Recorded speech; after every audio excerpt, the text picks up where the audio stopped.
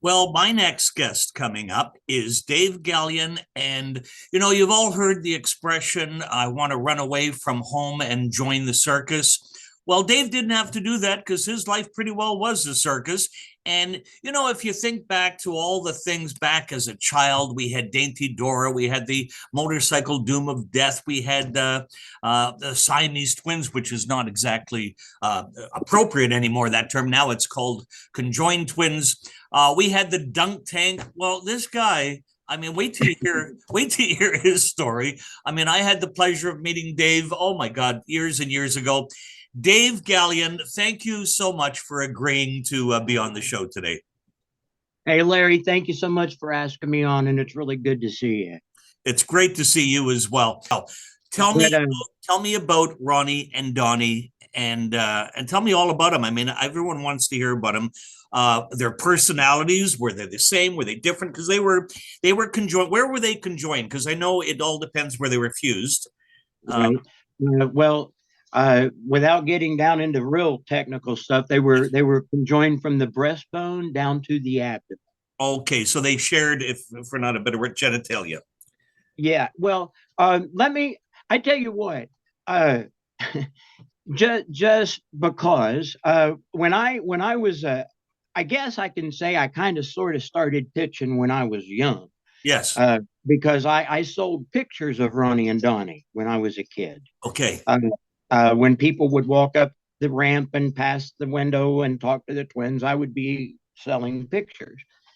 And the biography that was on the back of that picture kind of sort of became my pitch and has been that way now for all my life. So kind of let me do it'll explain a whole lot of stuff, and then we can go from there. How's that? Yeah, I love it. Yeah, do it. All right. Ronnie and Donnie were born in Dayton, Ohio, October 28th, 1951. The twins are joined from their breastbone down to their abdomen. The twins spent the first 21 months of their life in the hospital undergoing test and observation until separation was finally determined impossible. Ronnie and Donnie share one male organ, one rectum, one descending colon, one bladder, one navel, all their large intestines, and most of their small intestines. The twins have 6 brothers and 5 sisters, all completely normal, excluding myself, of course. I am Ronnie and Donnie's youngest brother. My name's Dave, and if you have any questions, I'd most certainly be happy to answer those for you. Ronnie and Donnie love to play baseball. They go hunting and fishing and absolutely adore spending time around family. Now, again, if you have any questions, I'd be happy to answer those. And our pictures today, we've got those for 50 cents, and they are signed on the reverse by Ronnie and Donnie with a nice little biography. So if you'd like one of those, I'd be happy to serve it up to you.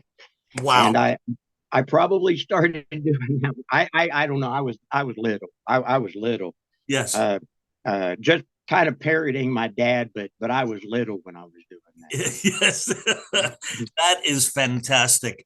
And so tell me about Ronnie and Donnie. Tell me about before you joined the carnival, and before you joined the carnival, and before I joined the carnival, yeah, I was born into the carnival. You were born in the carnival, so you didn't have to run away from home and join the circus. You were there.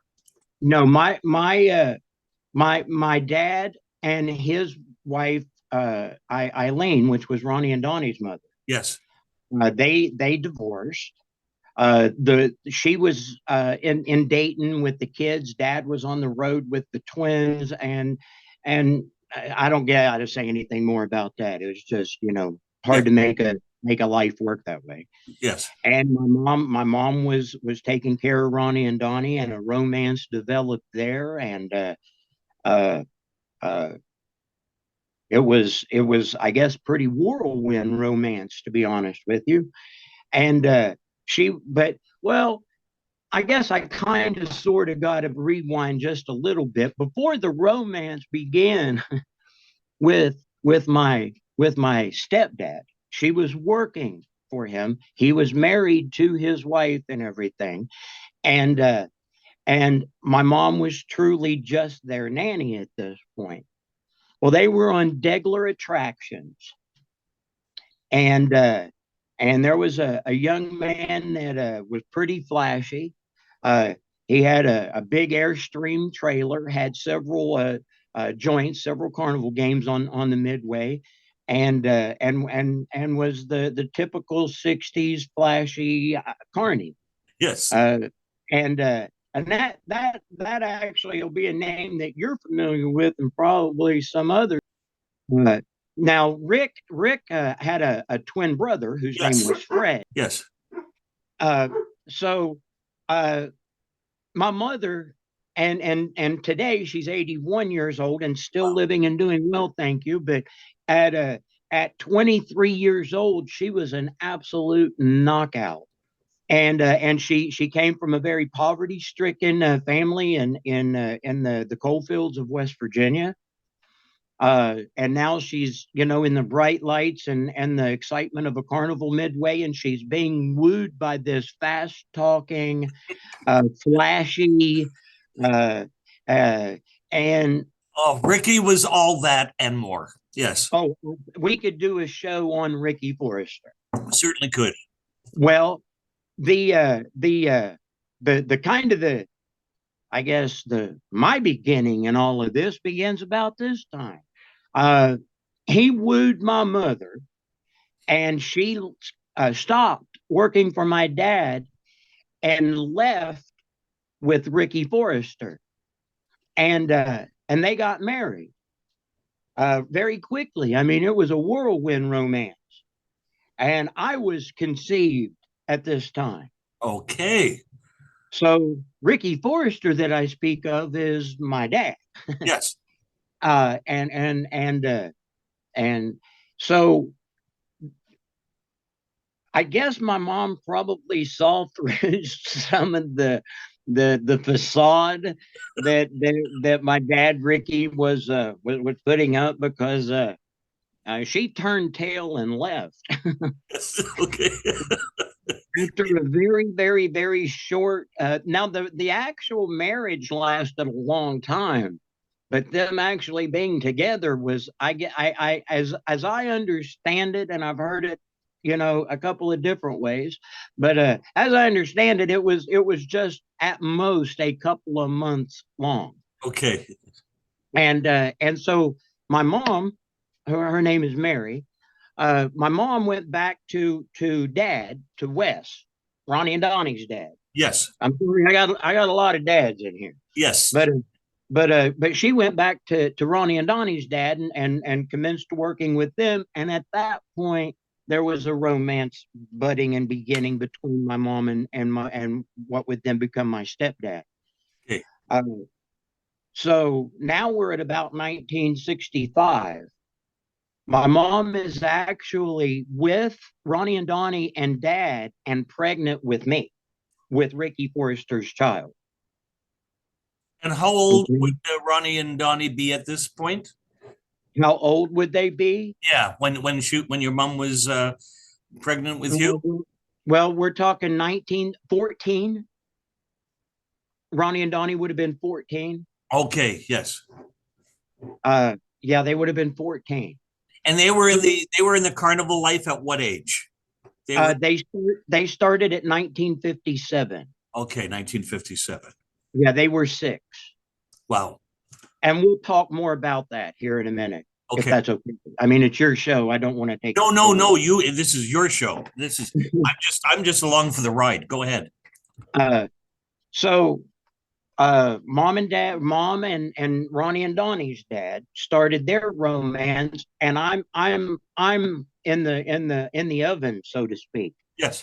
So when when when you say, like in your introduction, when you say is their stepbrother, yes, I am indeed their stepbrother. In fact, there was no blood between Ronnie and Donnie and I. Uh, my mother, my mother married their dad. I mean, that's the extent of it.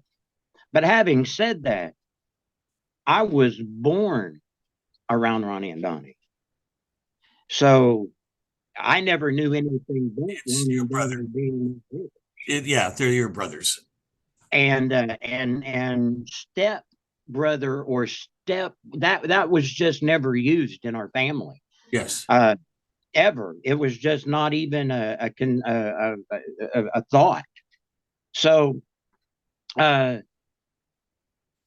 I guess now we're probably at a good point to uh, we brought you to where my mom and dad are married, and my relationship, how it is with Ronnie and Donnie. I'm their little brother. Yes. So you asked for me to tell you about Ronnie and Donnie specific before I kind of took you off on this little ride, but Great uh, ride. This is weird. I love it. I got to tell you about Ronnie and Donnie would be several days of continuous talking, which you and I both could probably do. yes. But Ronnie and Donnie were two of the most amazing people I have ever met. And as I started growing older and becoming aware, uh, on a carnival back in the old days, let's talk more back in the old days than today. But back in the old days, you had the Midway was always, or the fairgrounds, the Midway was always laid out in a very specific way, with lots of thought and foresight and everything going into that Midway design. And it was kind of broken up into the front end and the back end. And typically, when you spoke about the back end, you're talking about that's where your girl shows and your side shows and your grind show. All of those are going to be on the back end. So, I always said that I grew up on the back end of a carnival. And when I say that to some people, automatically they're going to know what I mean. Now, of course, those people are dying off, and there's not a lot of them left anymore that's going to understand the term. But that means I grew up around people like Johann Peterson, the Viking giant, who was over 8 feet tall in his prime. Uh, that means that my best friend was the son of Emmett and Priscilla. Priscilla was the bearded lady. Actually, she was billed as the monkey girl. Yes. And then her husband Emmett was the alligator skin man. They were the strangest married couple in the world. And my best friend was their son growing up. Uh, I grew up around legends in the business like Ward Hall, who in the circus sideshow business is absolutely legendary. And if you want to know more about that end of kind of my world, there's a fantastic video, and it is out on YouTube now, but it's from several years ago, and it's called Being Different. And Ronnie and Donnie are featured in like the first 5 to 7 minutes of it, but it's an actually a very intriguing documentary. So I kind of really suggest everybody to check that out, uh, just to know a little bit more about this world. But so I grew up around those freaks, if you would, on the back end of the carnival, and the stories and things that could just come from association with some of the most amazing people that you would ever have the opportunity to meet. People who are born with severe deformities, uh, and somehow figured out a way to continue to be a productive member of the world and supply for themselves. To me, that whole concept has always just been amazing. That's why, and you may have noticed there had to have been some little tick on my face or something when you used the word exploited. Uh, Yes. because that really My that apologies for that because I'm understanding more now. Yes. well, and it's not so much. It's not.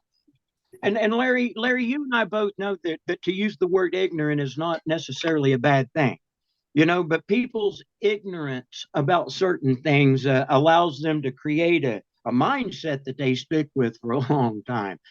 When I would talk about Ronnie and Donnie to people, still today, if I'm outside and I'm talking with somebody and somehow somewhere along the way the conversation comes up about me having or having had Siamese twin brothers, and I start telling the story about Ronnie and Donnie being on exhibition, on the carnival, well, that's automatically, the picture that pops up into people's mind is, wow, they were truly exploited. Uh, at starting at 6 years old. Uh, when Ronnie and Donnie were born, they the doctor actually told my dad, and they talk about this just a little bit on that documentary I'm talking about. You actually have a chance to see my dad talking about this. But the doctors told my dad the boys probably aren't going to make it. It's probably not going to happen. And dad said he knew in his heart they were going to.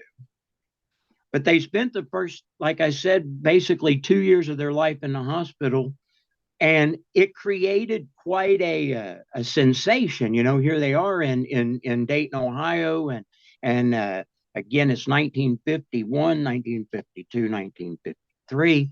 They're all over the newspapers. People are coming to the hospital in droves trying to see them. Uh, it is quite the spectacle at birth.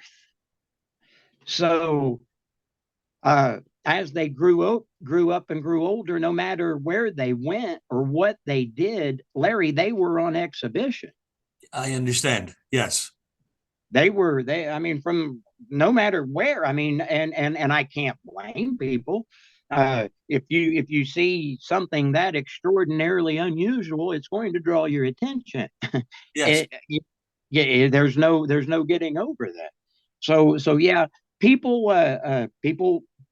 stared, and the doctor actually was the one that spoke to my dad about uh, putting the twins on exhibition, because they are already on exhibition. Yes. No matter where they go or what they do, they're on exhibition. Yes. So they might as well try and make a living somehow from this. Uh, Now the entire thing about being 6 years old and being kind of brought into that exhibition. Well, the Hilton sisters, I think they're referred to. Have you ever heard of them? No. They were actually conjoined twins back in this era, back in the 50s, that were actresses. They were conjoined, and they were in a movie that was quite popular at the time. And so the curiosity about Siamese twins, which is I Ronnie and Donnie never used the term conjoined twins. So I figure if it was okay for them to say it, it's okay for me to say it. So I'm going to Yes. go ahead and use Siamese twins. Yes. That's Yes. that's what I've always said. I understand. Well, back then, I mean, it was. Now we have. It's more politically correct to say conjoined twins, but Oh, absolutely, absolutely. But I'm never going to be accused of being the most politically correct card on the deck. then we're going to talk about the dunk tank later. But Oh yes. yeah, yeah, absolutely.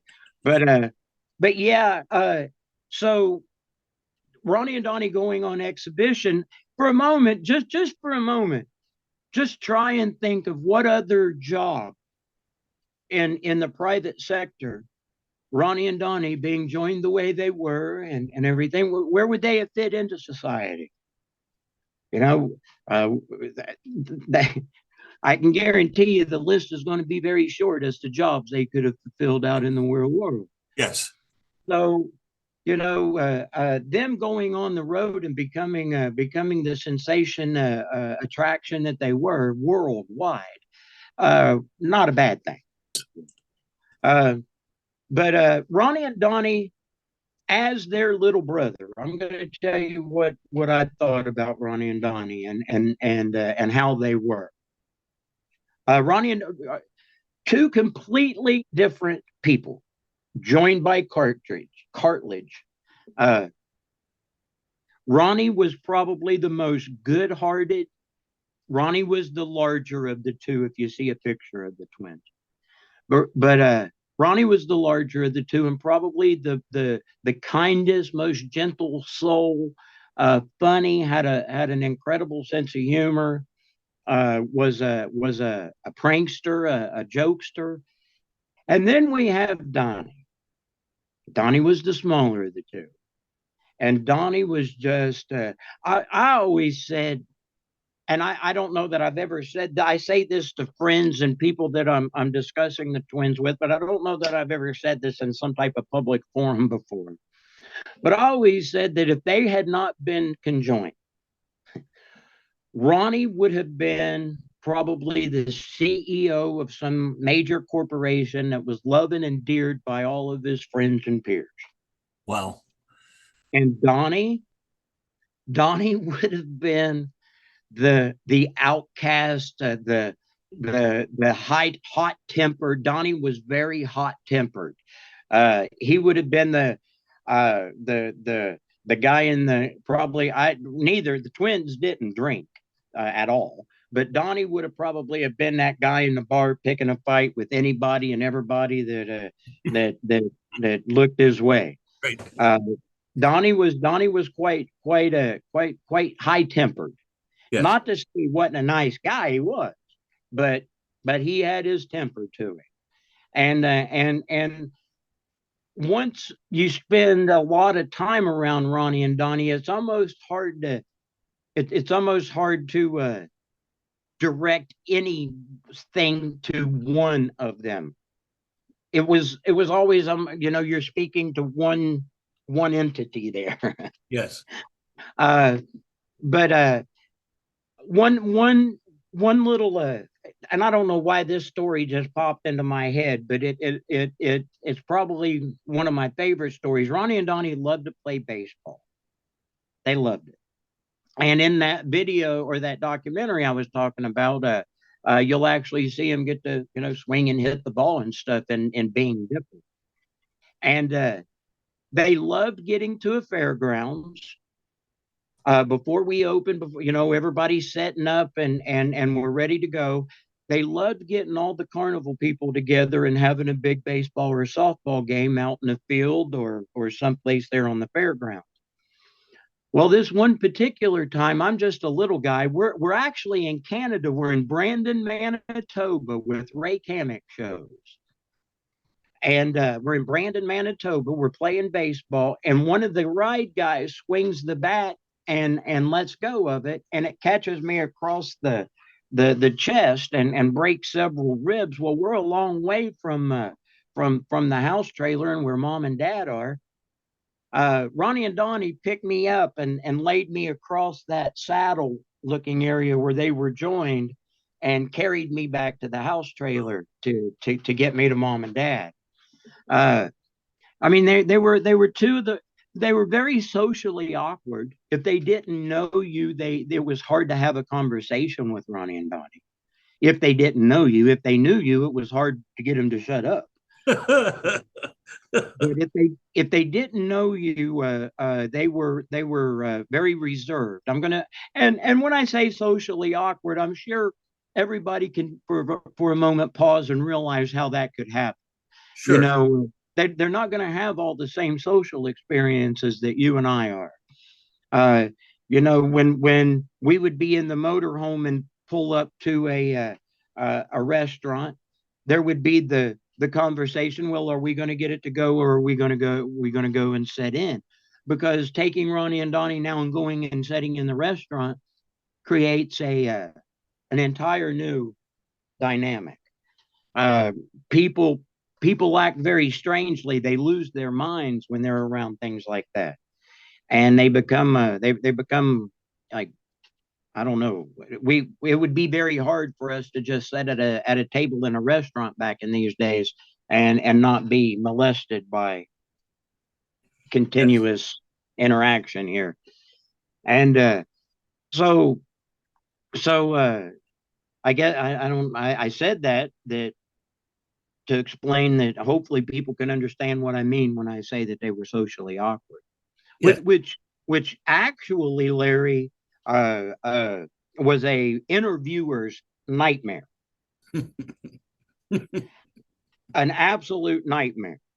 Anytime now, when I was growing up, almost every town that we went to, the show owners in my opinion, show owners would take advantage of having Ronnie and Donnie booked onto their fairgrounds or onto their, and we would have these media days where the newspaper would come to the trailer and do a big interview, and then after that the TV would come over, and then after that we'd have a radio reporter come over with their little mobile unit, and so there were these media days, and they would use the advertisement, of course, for the benefit of the show, with free advertisement for them, really. Very involved in the media aspect later on, but I grew up watching my dad front all the interviews, because an interview, let's say they're in St. Paul, Minnesota. I don't know why I said that, but let's just go, we're at the state fair in Minnesota, and the TV crews, they're interviewing Ronnie and Donnie. And the reporter is going to say, okay, Ronnie, how have you found St. Paul? Do you enjoy St. Paul? And Ronnie's going to go, yes. And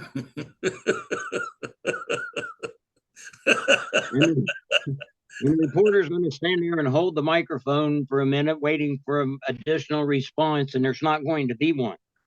That was the answer to your question. Right. So do you guys get to play baseball and go hunting and fishing as very often? Yes. So my dad got real good at being the spokesperson, the face, kind of the answers, the embellisher. Yes. Mm-hmm. The embellisher. Yes. Yes, absolutely. Yeah. And so I grew up watching this, and our conversations in the trailer, like we knew the TV people were coming. Dad would go, now Ronnie, answer the questions when they ask you. Answer their questions, and despite all the best efforts, that was just it was just yes, not going to. So much later on in life, I became very involved as that kind of media spokesperson with them. Yes, and had some incredible experiences with that, which I hope we have time that I can tell you a little bit about. We've got time. But Ronnie and Donnie, they anybody who ever met them and got to know them absolutely loved them. In many regards, Ronnie and Donnie are considered kind of carnival royalty. I don't want to, make that sound too, but they were extraordinarily well known in the carnival industry throughout the 50s, 60s, 70s, and up into the 80s. Yes. At which point, things started changing in our world. Political correctness started making an appearance. What year? When was this roughly? I'm going to say I'm going to say probably the late 80s. Late 80s. Going into the 90s. Yeah, I would feel pretty safe saying that. It just was the whole landscape was changing. Was that really true with? That was true with anything like Sideshow. Yeah, well, that entire sideshow business. Dora we had up here at the C&E, all that kind of just phased away naturally. I don't know that I'd call it naturally. It was probably pushed a little bit. Yes. And so basically, from somebody as on the inside as much as I was, being as closely related to Ronnie and Donnie as I was, what I seen when I'm watching this, looking at it, is I see a bunch of extraordinary people that now no longer have a means of earning a living. Yes. A bunch of extraordinary people Yeah. who because of other people's uh, uh, mindset. Yes. Oh, absolutely. If you would have ever had an opportunity to sit down with the monkey lady, Priscilla, Yes. and spend any time with her, you would have fallen in love with her. Yes. There was a lady, her name was Dolly Regan. And Dolly, I don't know the medical term for what she was afflicted with, but she was billed as half woman, half baby. Her upper torso was that of an adult woman, but from her waist down, she was like that of a child. The sweetest, most absolute darling lady you would ever imagine. And she had her own little. Well, she worked both in the 10-in-1s. For those of you who maybe not familiar, I'll just take a second. A 10-in-1 was our slang, or our not the actual sideshow where all the freaks were under one top, and the barker was out on the stage creating the big crowd in front of it, and the typical hey, step right up kind of thing, and you walk in, and as you circle the tent, you'll begin with one of the freaks, and it'll just circle around until you've had an opportunity to stand in front of and speak to each and every one of the freaks that were ballied on the outside. Yes. Well, Ronnie and Donnie were never in that type of environment. They were never, and I always really like to stress this, that they were never in a side show. Okay, they were a feature. Now, Ronnie and Donnie was indeed considered in our business a sideshow, but not in the actual definition of what a sideshow is. A sideshow simply means that it's something apart from when it all originated. It was aside from the main show, the circus that was going to be going on. This is a side show. Ronnie and Donnie had their own exhibition. They had early on, it was an older trailer, but towards the end of their career, at one point, they had probably the nicest living quarters on the road. My dad took a 45-foot tractor and trailer and converted it into their show trailer / living quarters, and that was really nice. So I always kind of said that if I had to truly tell you what Ronnie and Donnie's show was, it's a medical exhibit.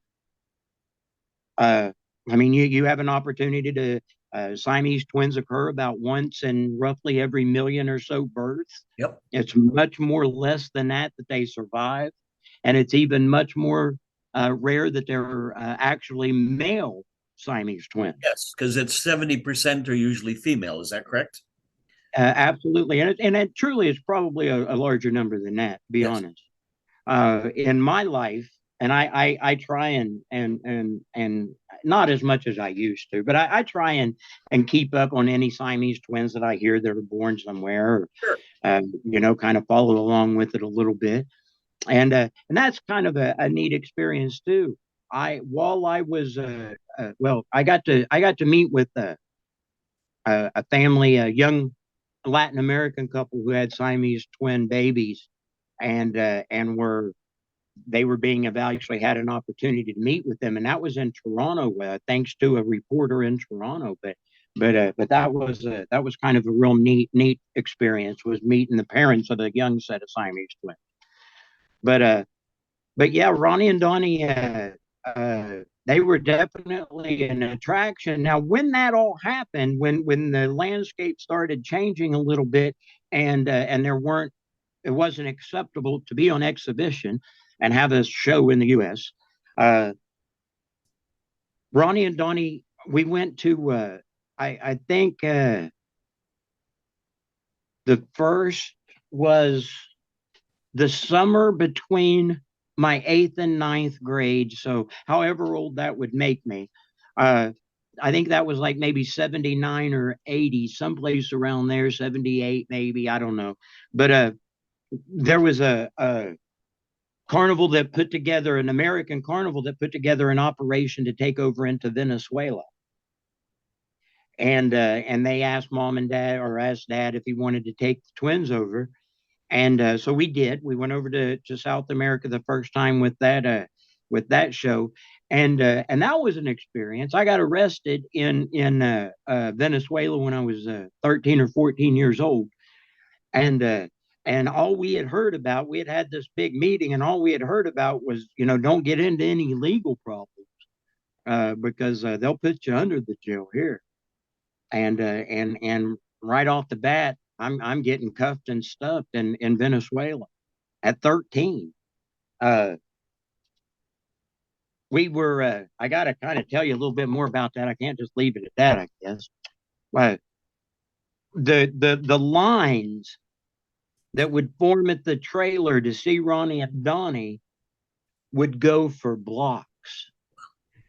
Larry, the Latin American, South American people were absolutely enthralled with Ronnie and Donnie, yes, and treated them with more respect and reverence than I had ever seen anywhere in the world, or anywhere in the U.S. or Canada. yes. And I mean, I remember standing in the trailer in some county fair somewhere in the U.S. when some guy spits a big loogie on the window separating Ronnie and Donnie from the public.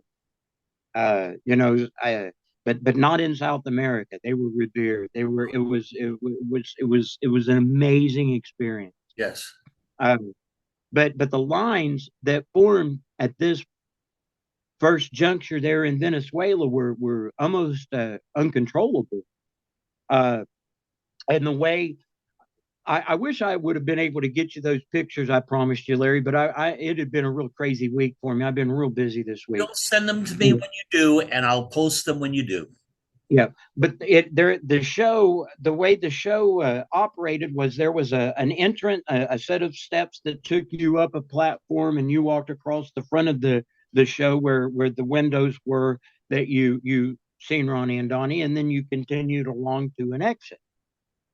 Well, I had just we had just gotten there. I really didn't know anything at all about speaking Spanish. I'm just a little country boy from West Virginia that gets to go out and play on the carnival about 4 or 5 months every year. And but I learned entrada and salida, entrance and exit, and my job was to make sure that nobody used the exit as an entrance. Yes. So, my job was simply to stand there and make sure nobody snuck into the show. Sure. Well, there was a kid, he was about my age, maybe a little older, and he made a mad dash for the exit steps. And all I did, which I had done it several times to many people, but all I would do is take my arm and just reach over and grab the railing so they would, basically kind of the Red Rover thing, and hit my arm there and kind of stop them in their tracks. Well, when he did it and I straightened out my arm, he kind of flew backwards some and landed on his back on the ground. Well, he got up and scurried away. I never thought anything at all about this. Well, he is the mayor of that town's son. And an hour or so later, I get couple police officers walk up. They grab me. They're like very forcibly grab me and throw me in handcuffs. And they take me around to the back of the trailer where the entrance door was, and my dad and mom and Ronnie and Donnie and everybody are back there now. and I'm handcuffed and held by 13, handcuffed and held by these two South American Venezuelan police. And Ronnie and Donnie are at the door, and they are livid. Ronnie and Donnie, they are as angry as I have ever seen them. They're screaming, "That's our little brother! You release him immediately! He's a U.S. citizen!" I mean, they're really letting this police and my dad. And we had an interpreter that worked for us. And my dad's telling Ronnie and Donnie to calm down. They're not helping the matters out any. Of course, my mom, she's an absolute wreck. And the interpreter's telling my dad what's going on. So they take me to the police station, which is above, it's on the second floor of a bus station. And if you've ever been to a bus station in South America, it's this absolute hub of activity. I mean, it's this chaotic environment to begin with. So they're taking me through this crowd of people, and we go up the steps and we get in the police station.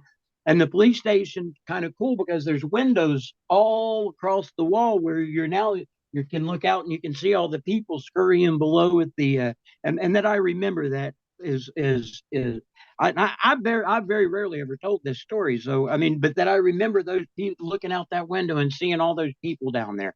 Wow.